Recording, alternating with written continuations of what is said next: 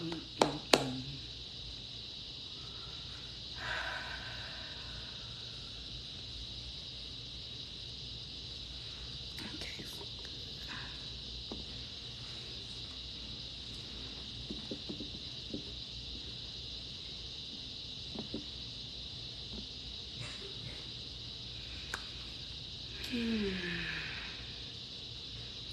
Nails by IKEA.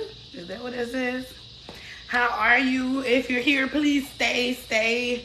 We're gonna get started in a few minutes. I'm giving a few more minutes for people to come in, and then we're gonna get into this um, live. Raising hearts, welcome. Stay if you're here. In a few minutes, we're gonna get into this word. We're gonna get into this understanding. We're gonna get into this wisdom. So welcome if this is your first time. I might try to recap what we discussed previously, what we discussed before about manifesting and how we're manifesting today from a position of power. So welcome if you're here, please stay here. It's some good information about to be shared. You're going to love anybody who's joining the chat, but today we're going to be talking about manifesting because this is the manifestation room where we talk about manifesting in regards to things that are sustainable or things that are of the spirit, right? So manifesting from a position of power. I'm going to talk from Ephesians 3:20 just a little bit. We're going to talk about Paul, who used to be Saul, and we're going to get some real actual tips, methodologies for manifesting that's based in something that can sustain the test of time. So welcome. If this is your first time coming in, you are more than welcome. Please stay, add to the chat once we begin. So I promise you, if you can't stay now, come back. I promise you, if you belong here, you'll be here, and you won't regret the information that's being shared in the chat. I'm gonna wait a few more minutes before I pray us in, and then we're gonna get into the discussion, talking about manifesting from a position of power. Previously, we talked about how emotions are the secret sauce to manifesting and what creating in your world. And we talked about how specific emotions, whether from fear or love, are one of the most important or powerful emotions when using them in your manifestations, creating your own worlds and creating in your life. We also talked about the correct way of waiting. A lot of people are manifesting their purpose. They're manifesting, businesses, things, ownership that they want to do, but in regards to profiting more than just themselves. It's about profiting their community. It's about profiting their families. It's about increasing options through financial stability for more than just themselves. It's not just about the luxury car, and it's not just about a specific amount of money. So today we're going to be talking about manifesting from a position of power. And I'll recap a little bit more. We've been doing these lives for, I think this may be the 7th or 8th in this particular topic. And again, we did discuss about emotions in your manifestations and how using fear or anger or any type of negative emotion is very powerful in drawing in what you're creating in your world, or what you want to create, or what you want to see happen for your family, for yourself, for your business, for your finances. We also talked about how manifestation actually looks in a real form and not in this gimmicky way that we've been hearing about, because as if manifestation is something new. There is nothing new under the sun. Christ is the manifestation of God in flesh. Manifestation is not new. So that's what we've been discussing in relation to manifestation. We also discussed waiting. They that wait on the Lord shall renew their strength. They shall mount up on wings like eagles. They shall walk and not be weary. They shall run and not faint. And we talked about and broke that down and discussed how that is the proper way to wait, or those that are waiting on their manifestations. They're not idle. You have things that you can be doing. You can be productive in your waiting. So that's where we're at today. And today we're going to jump into manifesting from a position of power. And I'm going to talk a little bit about how Paul is a example of manifesting from a position of power. Even though in Ephesians, when he writes to the church of Ephesus, he's actually imprisoned at the time, giving good counsel to what you would consider church leaders, who would be people of power or in power or influence in their own communities. And while Paul is imprisoned, and what seems like you wouldn't have any type of power in that situation, or you wouldn't be in a position of power, he still exemplifies or manifests from a position of power, even writing to the churches while he's in prison. So I'm going to give it a few more minutes before I pray us in, and then we're going to get all into it. I got my little notes here. I'm excited. Who said amen? Always nice. Always nice. Yes. And when I first thought about something for today, I was like, I don't know what I have to say in regards to manifesting anymore. It's like every day God is giving me something new that I can relate to the word manifesting, because that's what Spirit does. And so I believe it was yesterday the Spirit said, I want you to tell them about how you can manifest, or what it looks like to manifest, create, embody, and action from a position of power. And I was like, okay, so that's good. Like, we all want to feel like we're in power and we're powerful. So let's get into that. But before we get into that, I'm going to pray. Holy Spirit, holy angels, divine guides, archangels, and ancestors sent to us for our highest and greatest good. Grant us wisdom on this journey. Lend us your peace during our times of uncertainty, and open our eyes to the seen and unseen things concerning ourselves and our loved ones for our highest and greatest good. Amen. Ashe. So be it. So back to what I was saying about, Spirit said manifesting from a position of power. So I'm like, okay, this is going to be great, right? Like, everybody wants to have some form of control. If you're being honest, everybody wants to be in some form of power or have what they believe to be influence, right? So I'm like, okay, Spirit, I got it. Okay, let's get into this power trip, as I'm calling it, right? And then, as we start to go on,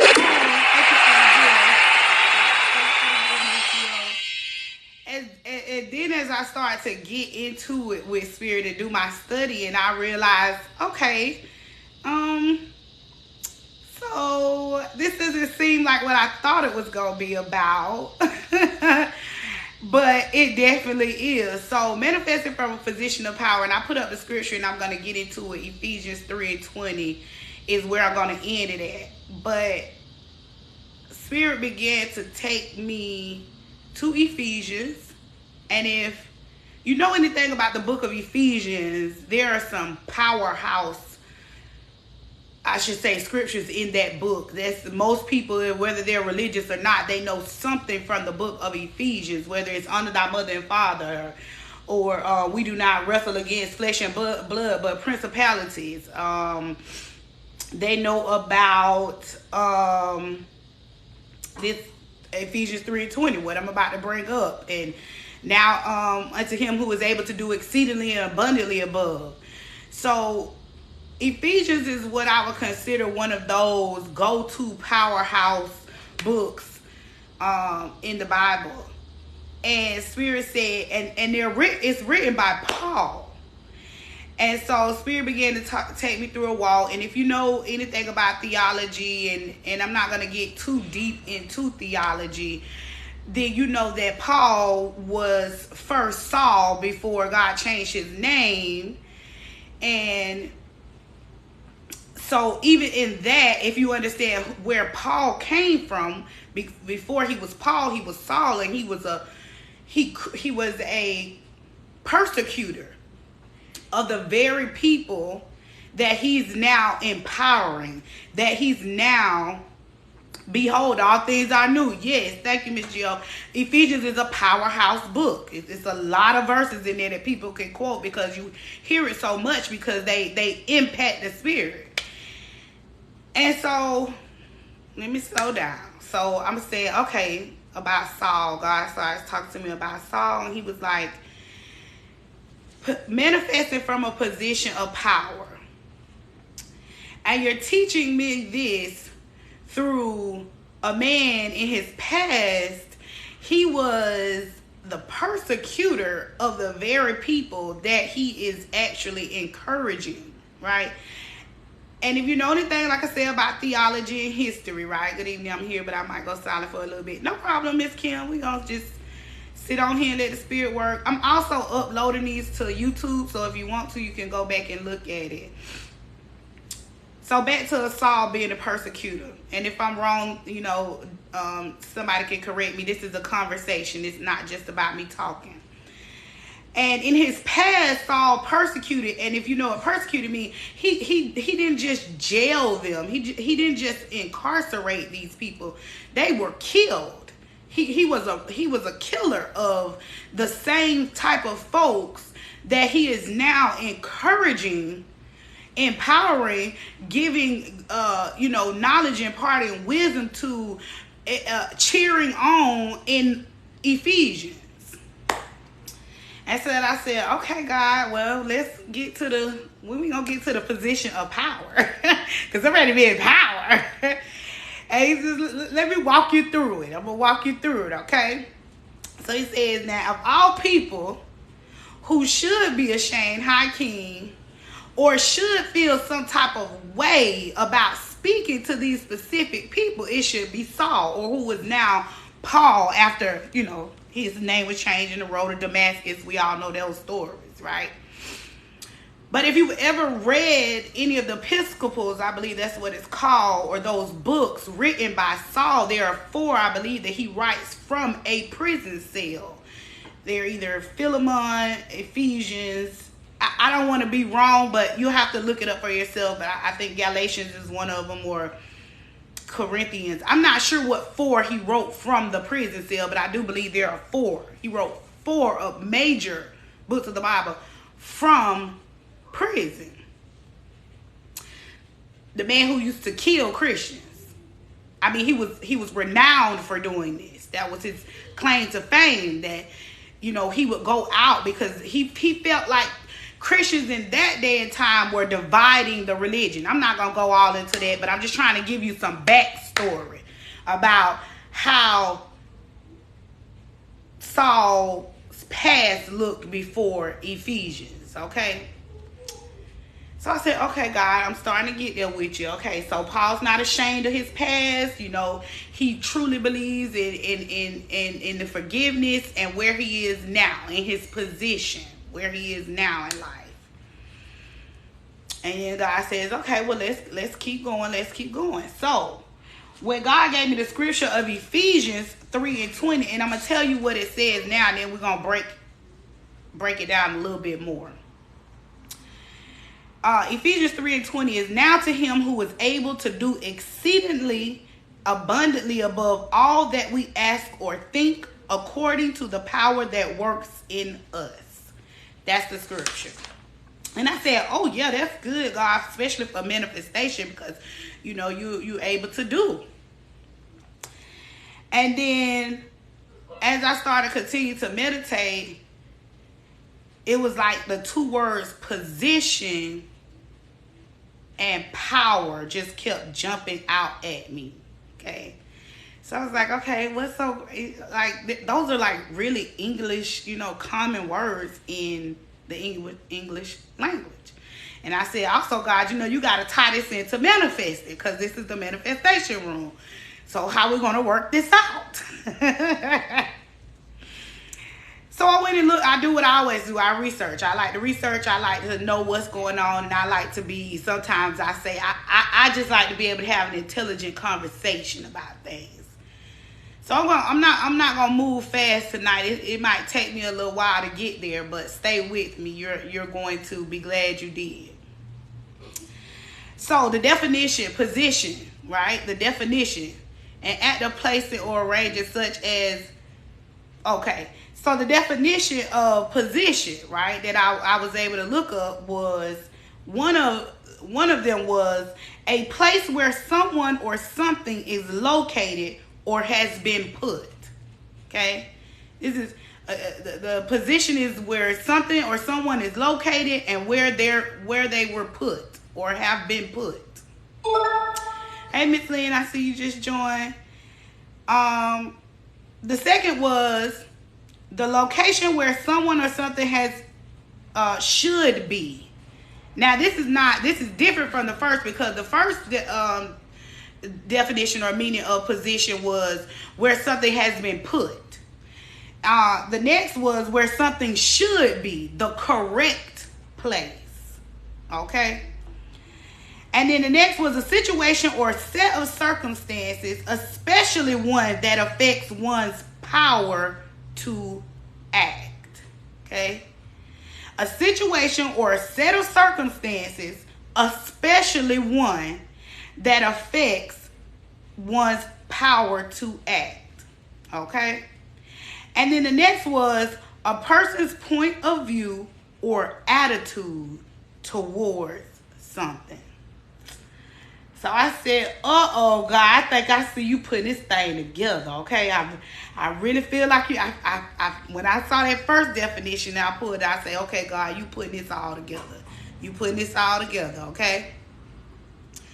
So we're talking about Paul, who used to be Saul, because Paul used to be, back in his heyday, as people would say, Paul was hell in his heyday. Paul wasn't playing with them Christians back in his heyday, baby. He was hanging them high, hanging them low, putting them in jail, cutting them down like trees. You hear me? In Paul's heyday, he wasn't nothing to be played with. Okay, he wasn't out here being humble. He was right in his position, and he felt that he was so right in the position in his past that he was willing to kill for it. Yeah. That's what his position was previously. So he talked about, okay, so Saul ain't Saul no more, and Saul ain't held captive to his past, obviously, because now he's writing to churches. Okay? Apostle. He's Apostle Paul now. Okay? So when God took me to Ephesians and then talked to me about Paul, who was previously Saul, like I keep bringing it up, like people keep bringing up your past, right? Hardly do you ever hear people, when they speak about Paul, continuously bring up the fact that he used to be Saul. Hardly. Sometimes if they need to make a point, but mostly we just go on with, the disciple Paul, the apostle Paul. So, like I said before, Paul wrote at least 3 books. At least 3 to 4 books from prison. From my research, I would assume that he was in a Roman prison, right? Because that would just be historically sound, that he would be in prison in Rome occupied that region at the time. Okay, so the next thing is, and stay with me, I'm coming. Now, I said, God, we're supposed to be talking about manifesting from a position of power. You told me to go in Ephesians. Then you told me to learn about Ephesians and when it was wrote and how Paul wrote it. And now I find out not only was it Paul, who used to be Saul, but also it's Paul who is in prison at the time. Like, I don't feel like Paul was in a position of power, okay? You're in jail. That's the essence of not having power. Like,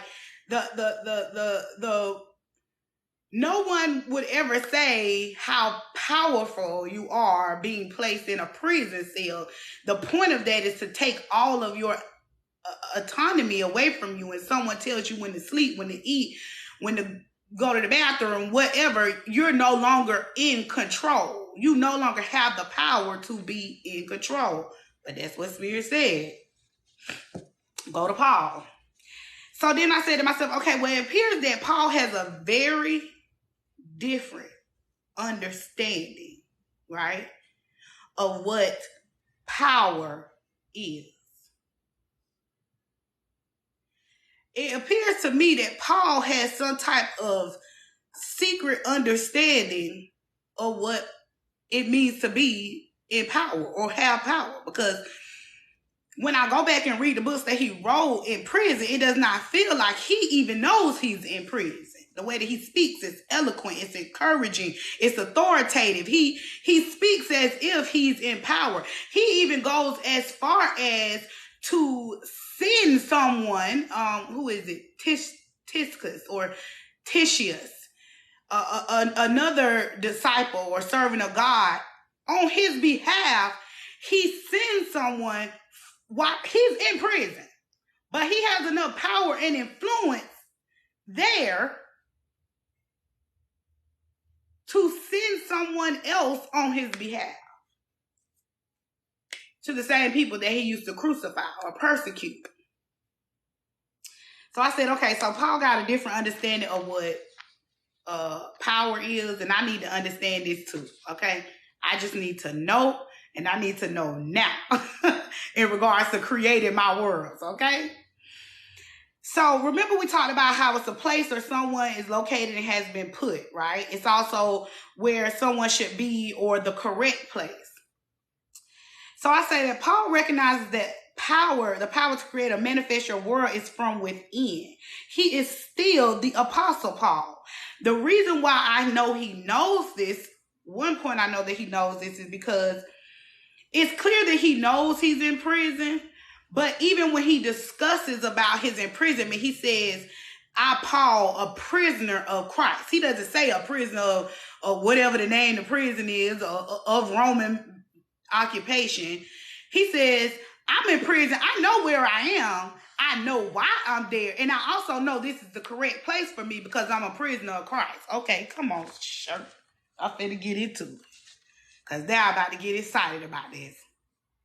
So Paul knows he's in the correct place. Back to the definition. His situation and his set of circumstances, especially one that affects one's power to act, he does not embody or manifest as if his position or place in the world is affecting his power to act. He's literally writing to the churches. He's instructing the churches. He's encouraging them. He's also sending messengers to them. He's making moves outside of the prison cell that he's in. He is manifesting events and actions outside in the free world while he is in a prison cell. So it's not affecting his power to act. His current position is not affecting his power to act. His physical position. But I believe what it is the fourth definition, right? When it says a person's point of view or attitude towards something. I believe, and don't get me wrong, because I didn't know Paul. I'm guessing, okay? I'm guessing here that he had a better understanding of that definition than most people did in that time or will ever have. That a person's point of view, sight, right? His sight, and I don't mean the physical, I mean spiritual sight at this point. And his attitude towards something. And you know, earlier we talked about, when we talk about attitude, I would correlate that to your emotions, and that ties back into mastering your emotions. And I said that Paul's letters are evidence of the strongest demonstration of being able to master or be the master of your emotions than anything I've ever witnessed before. Because I can tell you what, I've never been to prison myself. But I visited, and we all know about the world. It's not like we don't live in the world and we don't know people who are in prison. And we all know that being in a prison, that's not an ideal environment. Okay. The sanitary, it's unsanitary. It's full of people who are not what we would consider positive people or someone enlightened in the world, right? We're constantly hearing about the brutality of prison, and I'm talking about in this day and age, not in 600. No, it wouldn't be BC, it would be AD, but it would be thousands of years from now, from today. Can you imagine what a Roman prison during that time, the conditions would have been? There would have been, creature comforts like indoor plumbing and things like that. But this is where Paul is writing from, right? This is where Paul is writing from. He is writing some of the most impactful, preached upon, read about books of the Bible from his cell. And in order to do that, to fully concentrate and to be endowed with that type of spirit, you would have to be able to tap into something otherworldly. You would have to be able to tap into something deep within you that is not connected to your current environment. That's not a connection to what you can clearly see with your physical eye, your natural eye. You would have to find something pushing you from the inside, because it would be nothing on the outside of Paul and his environment that would be conducive to what he's writing in these letters to the churches, encouraging them. So I said, okay, so now I understand that Paul understood what position truly meant, right? And he understands that where I am is exactly where I should be. Hi, your future birth doula. How are you? I'm so glad you joined. And I understand that Paul knows that where he is exactly where he is supposed to be. He's in the correct place, because that's what the definition told us.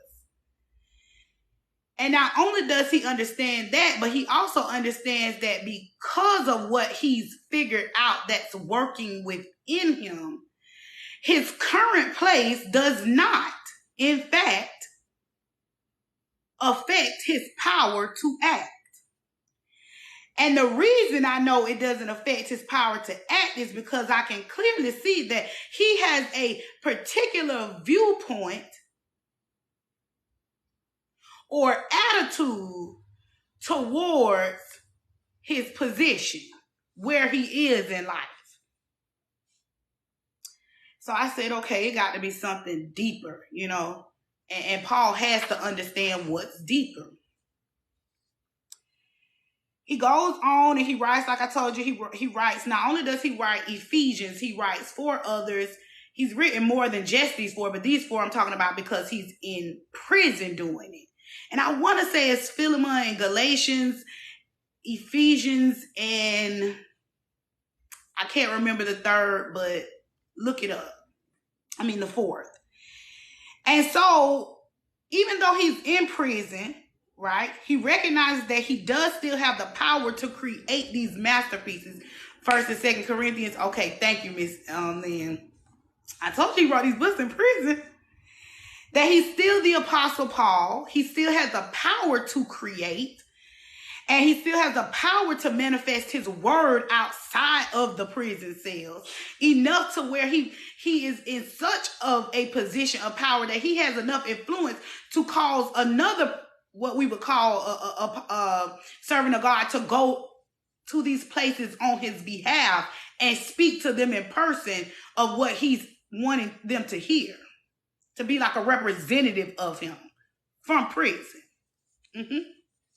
Yeah, from prison. So let me say this because I hear the Spirit say you need to understand, if a man in prison can understand the true meaning of what your position is, right?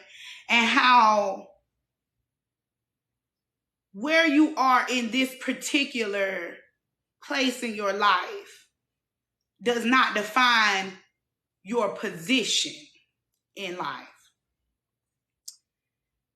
If a man who is in prison can encourage and write and preach in letter form to where it's so moving and passionate that we're still talking about it today, right? Then you have to understand where you are in life, and you're not in prison, because we're on TikTok right now.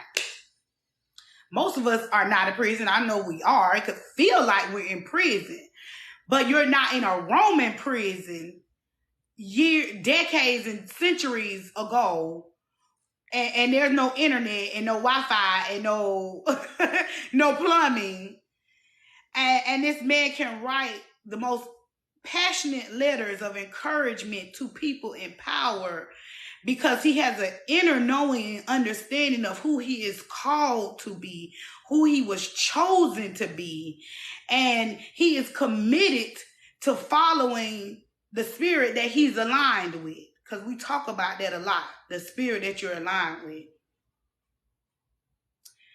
And so I felt the spirit getting on me saying, and you worried because you know you're waiting for a job to start. Not that I don't have one, I don't currently have one, but I'm in the middle of waiting for a new position to start. And in former times, I would have been, frazzled. What am I going to do, God? I don't know. The bill's going to come, da-da-da. I got to wait for this check. I got to do this. I got to do that. My position right now, it feels like unemployed. My position right now feels like unemployed. And God has said to me, no. That may be your circumstance, your situation, or your current set of circumstances. But that is not the position that you are in. You got to understand your position, right? A lot of times position is used strategically in warfare, right? Military, they position infantry strategically to support battle plans, to support winning, to support their victory. So I said, okay. So I get that you're telling us that we shouldn't be worried about our position in this here world, in this 3D perception, right? So I said, okay. Let's get to it then, because I want to get to the word, like what the scripture is telling us. But before I get there, I had to go through all of this. So I'm taking you through all of it too, and I hope that you're getting something from it. So we talked about definitions. We talked about him mastering his emotions. And then after I've learned about Paul, who used to be Saul, because I keep bringing up his past, like people keep bringing up your past, because that's to drag you out of your position, right? See, I could talk to you about Paul and never mention that he was Saul, who persecuted and killed the very people that he's encouraging today. But I'm doing that to make a point, because this is done to you all the time. This is done to me all the time, because this is in an effort to make you, or like we say, to trick you off the streets, to pull you out of position, because you got to give up your position. Because it's yours. It's your position. This is where God has placed you. This is what he has chosen you to do. This is where he called you to be. So in order for the enemy to get around that, he has to make you give up position. Move out of the way. Lay down your arms. You understand? So that's why I keep saying Paul, who used to be Saul, who was the persecutor of saints, and I keep bringing up his past, so it won't seem like it's, unfamiliar to you, because that's what's going to happen. It happens to us every day. You couldn't change from being, the bitter baby mama after you found Christ. Because remember what you did to such and such. Because remember when you didn't have this money for your rent. Because remember when we had to help you do. And because remember when to trick you out of your position. Because if I can get you to focus on how your past emotions made you feel, then you're no longer mastering your emotions, and now I'm in control because I'm pulling your strings like a puppet every time I bring up your past. So you're out of position. I'm glad you're speaking on this. My husband is currently locked up. Come on. Stay right here with us, Miss Gemini Queen, because we talking about being locked up in the position. In the position of being incarcerated or captive. But what does that truly mean in regards to a spirit-led life and manifested from a position of power? And so Spirit just kept saying it about the past. So I think I've touched on that a bit about your past or our past, myself. And then I finally was able to get into Ephesians 3:20. So Ephesians 3:20 is now to him. Now we're going to get into the manifesting. Now to him who is able, capable, able to do exceedingly and abundantly above all that we ask or even think. Last time we talked about big dreams, big goals, big purpose. The thing that you don't really tell anybody what you want to do because it's so big that it almost like it scares you. And it's so big that it feels like it's unobtainable. Like it just couldn't be a real thing. Like it couldn't actually happen in your life. But the word says exceedingly and abundantly above. And I'm already thinking big. I'm already thinking above where my current position is now. I'm already thinking above my current salary now. I'm already thinking above my current home now. I'm already thinking above my current purpose right now. I'm already thinking above just speaking on TikTok. But it says exceedingly and abundantly above all that we could ask or even think of. So that locks up what God could do for you and manifest it. To me, that just locks up everything about creating, manifesting, calling into your reality. It's a done deal. Because as big as you can think about what you want to do, and as big as you can think about how you want to change your current station or position in life, as big of a change in you that you want to see emotionally in regards to your mental health, emotional health, physical health, as big as you can think, and even bigger. Spirit is able to do exceedingly and abundantly above all of that. Not just what you ask for, but even the things that you think, those things that you won't even say aloud. Hello. I was facing life and he freed me. Come on now. So exceedingly and abundantly above all that you could ask, what you have the courage to even say out of your mouth, and what you don't have the courage to say out of your mouth, but you think on it all the time. He's able to do it above all of that. And then when I came out to the second part, Spirit started to even unfold more about what Paul really knew about manifesting from a position of power. And I want you to understand this because when I roll it back, it's going to make sense. The second part of that says, according to the power that works in us. I said, okay, now you bringing it all in for me, God. You bringing it all in. Manifested from a position of power. Manifested. I can do anything. I can do it all. Bigger than you could ever think. bigger than you could ever speak on, bigger than where you are now in your current position. And I'll do it for you from a position of power, but you have to get in a position of power. Not meaning you need to be in control, but in your thoughts, within, according to the power that works in us. So power means the ability to do something or act in a particular way, the capacity or ability to direct, influence the behavior of others or the course of events. Gave you a spirit of power, love, and a sound mind. Absolutely. So then I said, well, what about works? Right? And Spirit said, now this is the thing. Who do you work for?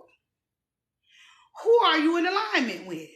Because your works is activity involving mental or physical effort done in order to achieve a purpose or result, a task or task to be undertaken, something a person or thing has to do. So I said, okay, that's it. I said, okay, God, that's a lot. That's a lot. That's a lot. Make it plain. So we ask God for things, right, in our life. And we call this the manifestation room. And it's not just about physical items, but also about in regards to purpose and alignment in the spirit. And how do we manifest that? And I said to God, you know, we talk about manifestation all the time, and I want to know how that correlates with you. And he said, well, the Christ is God manifest in flesh. Manifestation is nothing new. He embodies, God was embodied in a fleshly body. So manifestation is nothing new to the spirit, and nothing new to the spirit that we are aligned with, and nothing new to the God that of our understanding.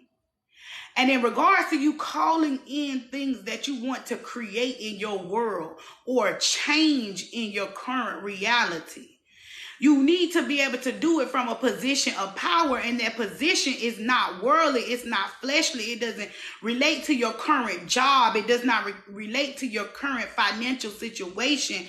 It does not relate to the current relationship that you're in. But it relates to the power that works within you. What is your position on the inside? Who did God call you to be? And then once you can get your head around your real position, who you really are in this world, who you really are walking topside, who you really are in the spirit, once you really get your mind around that and have an understanding of it, like Paul had an understanding of it being a prisoner, he still had an understanding of what his real position was. His attitude and his sight towards it was different than what most people would say about someone who's in a jail cell, because he understood his true position in Christ, and that was to encourage the churches that he was speaking to. And once you understand that how God sees you up here, then you begin to feel like you're in a position of power. Because not only are you now in a position of power mentally, you also understand that there is a power that cannot be touched by anything in this world that is working within you. So if God is working, if the power is working within you, I would venture to say you can't just be some old, regular smuggler, don't nobody care about, nothing great should happen to you. You shouldn't be able to change your life. You shouldn't be able to get the things that you are asking for. You shouldn't be able to have the peace in your household that you're trying to manifest. Because once you realize that you are already in this position, you're already in a position to call in the power in your household, the peace in your household. You're already in a position to increase your finances. You're already in a position to increase your faith. You're already in a position to pick up and go and move as you please.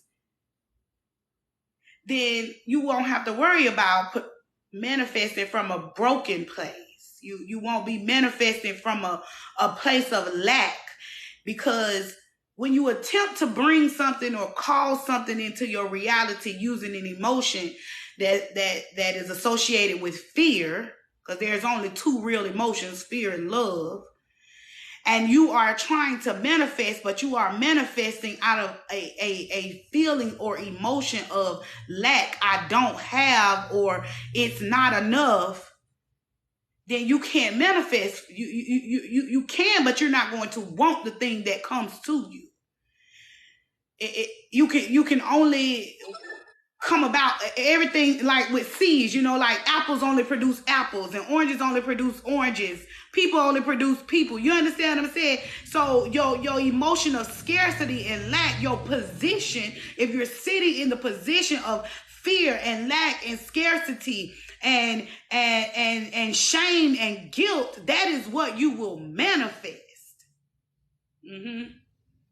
You will manifest those things that will bring you more of that. So there will be more manifestations, events, actions, and objects that will increase the amount of shame, guilt, lack, scarcity, fear, anger, hurt that you feel, because you can only manifest, or things only, the seed only can seed or bring about its own kind. That emotion can only bring about its own kind. But if you're manifesting from a position of power, if you're manifesting from a position of love, I don't know if I'm going to get this quote right, but I think it's from The Art of War, about love. Your notion, hey, Mr. Bama, that when you are deeply loved, you are strong. It strengthens you. And when you are able to love deeply, it gives you courage. You see what I'm saying? So I believe that Paul loved the churches that he was writing to. I believe that Paul loved the calling that he was called unto. And I believe he loved the Spirit, Christ, who he was aligned with. And so he was manifesting from that position, from a position of love. And you are no stronger when you are deeply loved by someone. You are stronger. It strengthens you. And I believe the churches loved Paul. And when you deeply love someone, you are courageous. And strength and courage, to me, just emits power. Right? So he's manifesting from a position of power. Even still, though his flesh, his body, his temporary home, his temporary position is locked up. He's in prison, out of control. He shouldn't have any influence. He shouldn't have any impact. He shouldn't have the power to act. But because he knows what the guards don't know, because he knows what the Romans don't know, because he knows what his persecutors don't know, that there is a power at work inside of him where they can't touch it. Even if he lays down in a prison, there's a power working on the inside of him. And all he has to do is tap into that power that's on the inside of him working to keep himself in the position of power. Yeah, come on. I hope that makes sense to you. I hope that makes sense. That all he has to do is tap in to the power that's already working, because it says he's able to do it exceedingly abundantly above all that we could ever ask or think of, according to, by the power that works in us, inside of us. So in order for God to do this thing exceedingly and abundantly above all that we could ever ask or think of, we have to understand it's according to the power that he's working within us. Now, if you don't believe there's no power working within you, if you can't get your mindset into a position of power, then I don't know how you're going to get to the exceedingly and abundantly above all that you could ever ask or think of. Because that's what the scripture said. Paul exhibits that by literally being locked up, confined, out of control, no autonomy. He can't go to the bathroom. He can't eat. He can't sleep unless somebody telling him what to do. But even in that current position, he is able to write some of the most passionate letters to people who are actually in power. Because if you study history, I would venture to say that the churches were the influence of the time. That's why this is so important. He is locked up in jail, in prison, sentenced for the very thing that he is doing from the cell. He went to jail because he was preaching the good news. And even from that position, when they locked him up, it could not stop him. He would still write letters to preach the good news, to get the Jews and the Gentiles together in Ephesus, because that was the point of it. He needed that church to come into alignment so that they continue to manifest what Christ did on the cross, so they could continue to go out and show, be a manifestation of the good news, the gospel, you understand? So he needed to get them into order. He was still leading. He was a leader from a jail cell where everyone would say, you are not in power. You listen, you messed up. You're messed up. Your life is a mess. You can't do no better. These folks done locked you up. You've been caught. Even from that position, he is still manifesting from a position of power and sending out messengers to make sure that what he says gets done. In love. In love. And so because of that, it made sense to me, because we talk about manifesting, or we talk about embodying something, right? And the actions or the event of embodying something, that's what manifesting is. To manifest is evidence. If a thing manifests, it's evidence of something.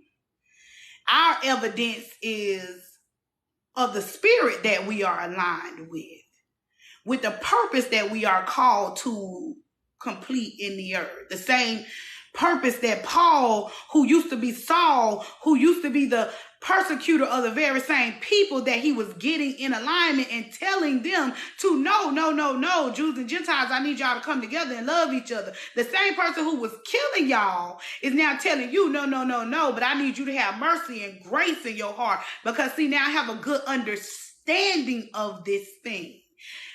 I have wisdom about it, but not only do I have wisdom and I can write these beautiful letters and give you correct instruction and give you correction, but I have an understanding in all that getting understanding. And because he got a real good understanding of what his position was and the power that works within him, he was able to still create, still further the mission, still continue the mission, still continue the word out, because he was still manifesting, creating from a position of power, from a jail cell, from a prison. Yeah. Come on, shirt. So when he says exceedingly and abundantly above all that you could ever ask or think of, that's the manifesting. According to the power that works within it, that's your position. The position of the power is within you. You just got to be able to tap into it. So while I understand that I am a human being and you are a human being, and we all have trials and tribulations, and we all have things that don't go right or not the way that we want them to. And we all have things that we long for, or people that we long for. You still have to understand that if you begin to fall prey to that and forget that there is a power working in you. And because there's a power working in you, whatever your current position is, you are in the correct place, because that's what the definition says. You are in the correct place. You are where you should be. So there's no reason for you to start using the emotions of fear to manifest. You understand? You are in the correct place based on the power that's working within you. With the letters to Ephesus, the church in Ephesus and Ephesians, would those letters have been that impactful?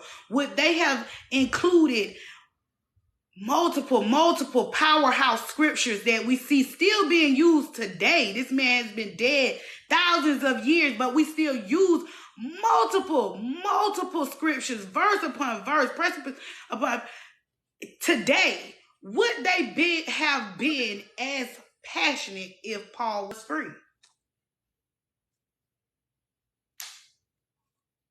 I don't know.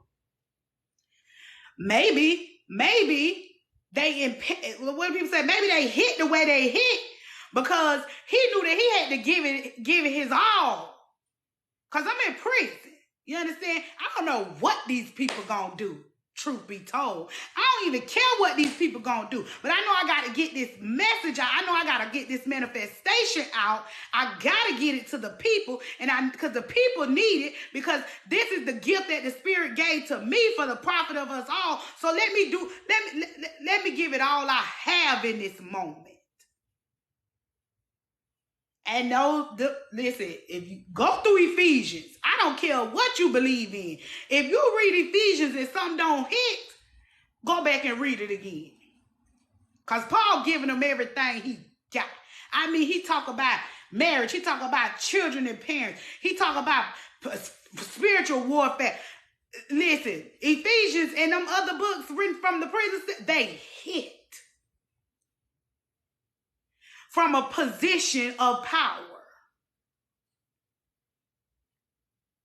And I wasn't there, it's not like I was a part of that time, but I like to imagine, that if I were there and I was one of the people in the congregation being written to in Ephesians, and somebody say, they start to read us the letter, and you say to yourself, the inspiration one might feel from getting a letter from this world-renowned apostle who is a prisoner of Christ at this time, who believes so much in the message and in their conversion over to this religion or this alignment with this Spirit, that he's willing to write us a letter. This little bit of church in Ephesus. And when he writes the letter, it's all passionate, and he talks to us and speaks to us like we're old friends, and he loves us and calls us brothers and sisters, and also says, I am a prisoner of Christ. You're free. You're free right now. Y'all arguing and bickering among yourselves. And you could be going out furthering the purpose that's to profit us all. But because I love you, I'm going to dig down deep within me during my horrible time. I'm going through the worst time of my life. I could hear Paul say, I'm locked up. They won't let me out. Locked up. I'm going through something horrendous. I am a prisoner right now. But because of the love that I have for you, I am going to dig down deep. I am going to be grounded in this situation. I am going to go to God on your behalf, and I'm going to ask the Spirit of the living God, give me a word of encouragement for the church in Ephesus. A prisoner, a man locked up. And he went before the Spirit and said, Spirit of the living God, please give me the words that I need. Just give me the words I need them to hit. I need them to understand this thing. I need them to get it. I want to encourage them to do better and do more. But I'm locked up. I can't get to them. It might be better if I could lay my hands on them. Maybe if I could send somebody to talk to them. But if I only have my words, put me in a position of power. Put your hands on this pen. Put your hands on these words. Put your spirit in it.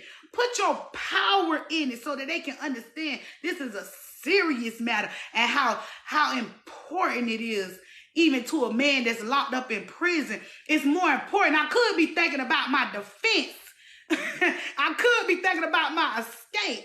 I could be wallowing in my own pity. I could be cursing God and dying. But instead, God, I'm trying to figure out how somebody can sneak me in some paper. I want to say paper, but papyrus back then, and an ink felt pen or something. I need to get this message out. I need these letters to go out. Instead, he was manifesting from a position of power in the most powerless situation anyone could be in. And so that means to me, it does not matter what your current station is. It does not matter what your current job is. It does not matter what your current, whether you're locked up, like actually in jail now, or free. It does not matter, because either way it go, for all of us, the power is working from within. It's an inside job. And as soon as you can understand that it's an inside job, the quicker your manifestations will come in. And I'm going to tell you how you know that you're right within, or you're starting to get right within, and you're starting to love yourself first, because you got to love you first. And you're starting to let go of shame, and you've gone back and made amends, and you've letting go of these victim narratives that you've been writing over your lifetime, and you're no longer in a position of victimhood, but now you're in a position of power. Is the things that you want to manifest will begin to change. Because I used to want to manifest $1 million. I could care less about $1 million. And if you knew what my current position is in life, you would call me a fool. But because you can't understand the power that's working within, it look crazy to you. A woman who's in between jobs, saying she don't care nothing about manifesting $1 million, because see, I've done some other kind of work. Some different kind of work, and I took a different kind of walk to get here. It wasn't pretty. I'm not gonna lie to you, and it was uncomfortable, and it made. And I'm not gonna say I'm appalled. I was so uncomfortable that they imprisoned me. But by God, if you know what it feels like to be imprisoned in your own mind, then you can understand that it was not from a position of power where I started. You understand? I was not in a prison cell, but my mind, I was imprisoned in my mind, so they might as well have locked up my body, because when you can't get up out of your head, you ain't no good to nobody anyway. You don't have no power to act or influence. You have been put somewhere. You're there, and you definitely don't feel like you're in the correct place, because you're imprisoned in your mind. But see, the thing with Saul is, although Paul, who used to be Saul, because I keep bringing up his past, because that's what people do to trick you out of your position, is, see, they imprisoned his body, but he had an understanding, a wisdom, because in his wisdom he got an understanding that it doesn't matter where my body resides, because you can't imprison my mind, because I understand that there is a power working inside of me, and if it's inside of me, you can't touch it, and there's nothing you could do about it. And that's why the letters were able to go out, even though this man is in jail for the same crime that he's writing for. He's committing the crime that he's in prison for, because he had a good understanding of his real position, his actual position. He had a good understanding of those things that we talked about when we said that the Spirit is the gift of the Spirit is given to each one of us for the profit of us all. Because he could have been writing letters telling people what to do, how to get him out.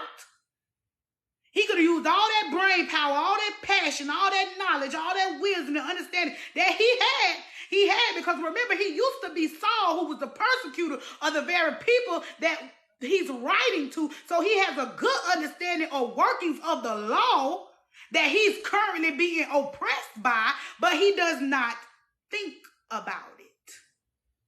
He does not write defenses of why he should be out, or why he won't do this again, or anything that's for his own survival. He writes in love from a position of power to the same people that he used to persecute and kill, to get them in alignment with the Spirit, because he has a good understanding that the gifts of the Spirit is given to each one of us for the profit of us all. So he has an investment. He's invested a vested interest in the church of Ephesus, in Ephesians, to get in alignment with this Spirit, because he needs their gifts to profit us all. You understand?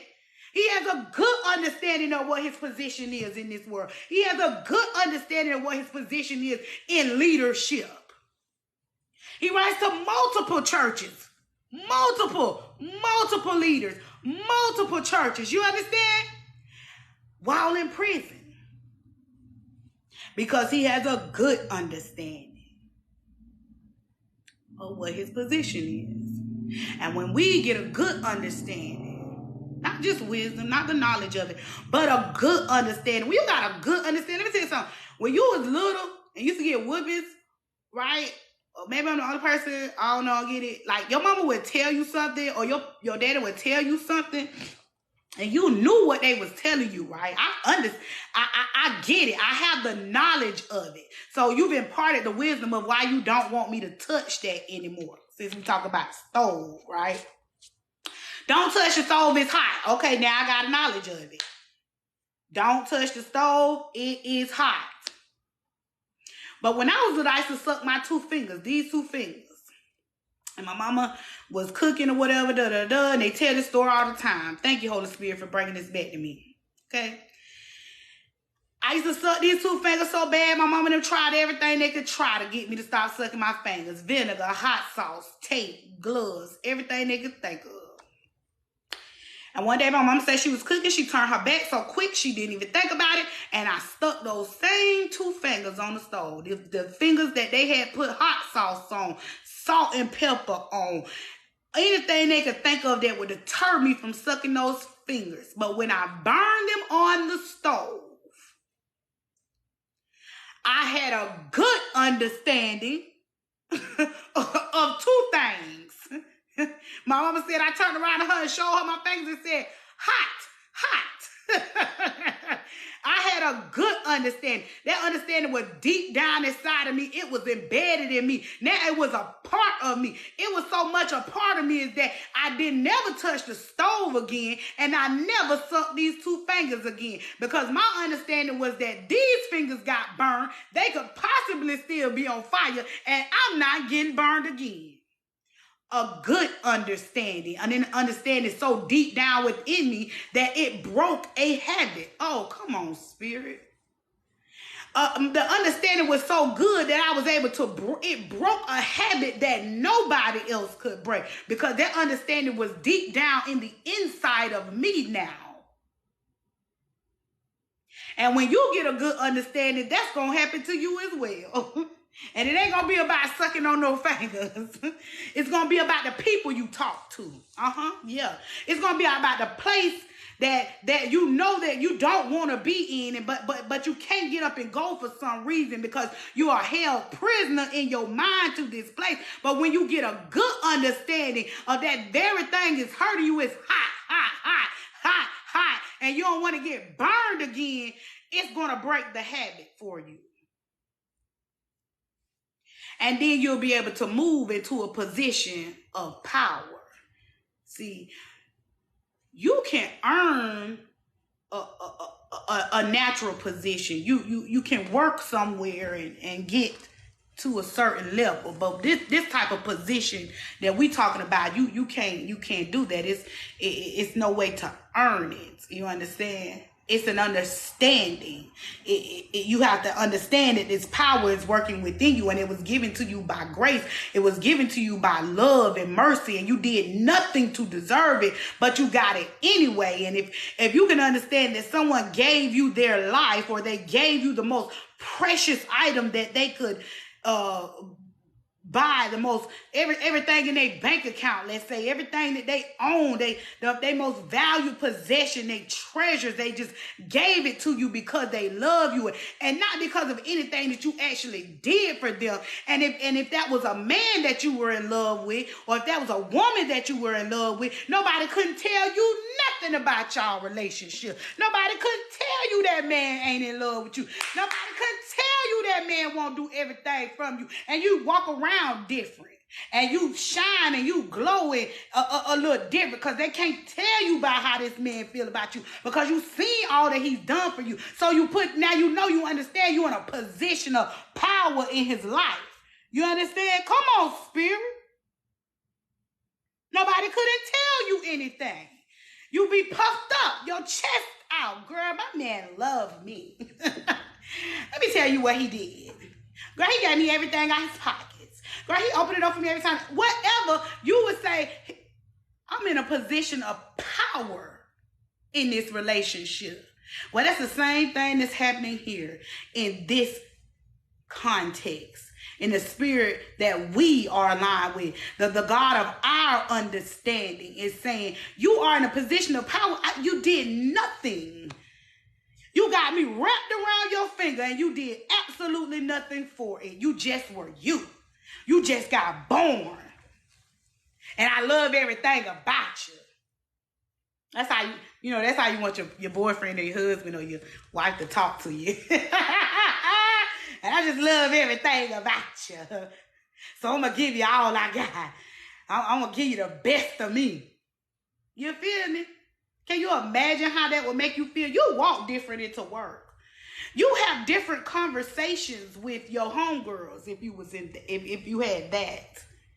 You wouldn't sit around bitter women if you understood that. If you had a good understanding of that, because you just be like, I just can't relate. I just can't relate. I don't relate to that type of relationship, and y'all gotta get out of that, and you gotta do better for yourself. You'll be unbothered because you wouldn't understand that you couldn't relate to it. And this is the same position of power that Spirit is telling us to manifest from. You acting like, you manifesting like, I didn't already tell you that I could do exceedingly abundantly above all that you could ask for. And not only is it all that you could ask for, it's all that you could even think of. So God covered all the bases. But you still walking around, like I said, well, I can do a little bit on the fifth. I can give you a little bit on the first. I might be able to save one person. I don't know. Right? That's not what it says. It says he's now who is able to do. Able, can do. Can do. I'm capable of doing exceedingly and abundantly above all that you could ask or think. All that you could attempt to manifest. I'm able to do it according to the power that you would allow me to work within you. You got to let him work it in you, though. You got to let that power work in you. And sometimes work is not easy. Sometimes work is work, right? Like, sometimes you actually have to do the work. Sometimes you're going to have to do your shadow work. Sometimes you're going to have to lay prostrate before the Spirit. Sometimes you're going to have to go back and tell yourself, I could have done better. I will do better. Sometimes you're going to not want to do those things, but that's the work.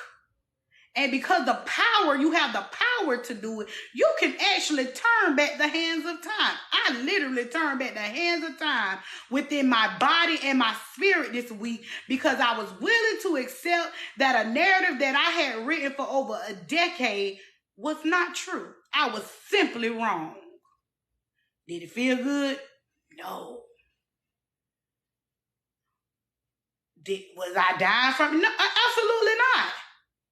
But that power needed to be worked within me in order for me to continue to move on manifesting from a position of power. Right? Probably for all when you burn, you learn. Yeah. And so I really thought that was powerful.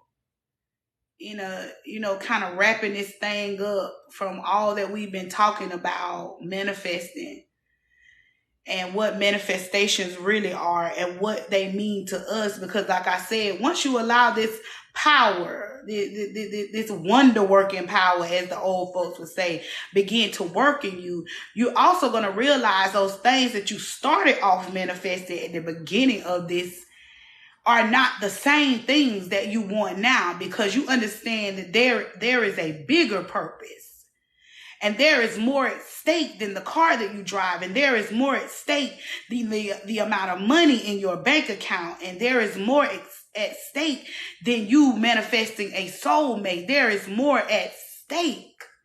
You are invested in something more.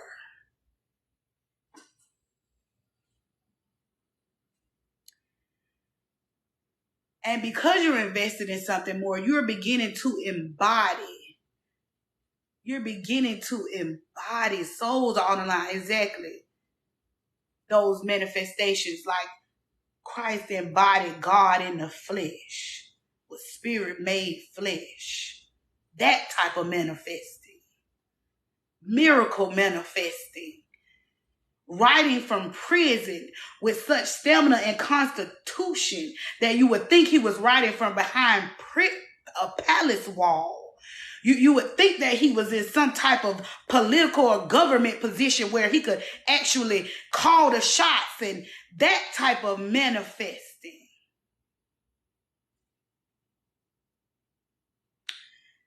And so that's where we are today in this whole, the manifestation room and what we do with our manifestations.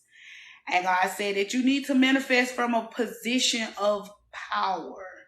And it's not based on your current position in this 3D world, in this world right now, but it's based off of the spirit that you're aligned with and the power that's working within you, because that power is able to do exceedingly and abundantly above all that you could ask or think. And you should be moving like that, baby. You got motion. So that's how you should move. And that's it, y'all. I wish I had more. I don't. It's only 9:25. I keep saying I'm going to go to 10 o'clock, but I ain't going to push. If the spirit in it, that's what the spirit do. I try not to rush through it, but I hope you got the message. I'm going to pray out in a minute. I'm also adding the TikTok lives to YouTube. Right now, my YouTube is Mimi_the curator. I don't know if I'm going to change it because I really don't care what my YouTube name is at this point. I'm only using it now because I want people who aren't able to watch the full TikTok or participate with us to at least be able to go back and see it, because truth be told, Spirit has been really gracious to us, because each live has been building on top of the other, almost like a series. You understand? Like a lesson plan. I don't know when it's going to end or whatever, if we're going to move on to another one. But I am adding them to YouTube, and I think I can link what my YouTube name is on TikTok, so you can look for that. Yeah, so I appreciate you. I ask that God would cover the seeds that are planted in our hearts on these lives so that it has the opportunity to take root. So it has opportunity to be in place when another messenger comes by to water it, when another messenger comes by to fertilize it, when another messenger comes by to clear out the weeds, when another messenger comes to just take care of the seed, to see it cultivate and grow and grow and grow. I pray that God protects those seeds that are planted on good soil. I thank the Spirit of the living God for giving me the opportunity to speak to any of his people, to any of God's people, to any of the people aligned with the spirit that I am aligned with. I appreciate you. I appreciate the spirit that we are aligned with, and I appreciate those purposes that are about to be going out into the earth, that are about to manifest in the earth. And so, Holy Spirit, holy angels, divine guides, archangels, and ancestors sent to us for our highest and greatest good. Grant us wisdom on this journey. Lend us your peace during our times of uncertainty. And open our eyes to the seen and unseen things concerning ourselves and our loved ones for our highest and greatest good. Amen. Ashe. So it is. Good night, y'all.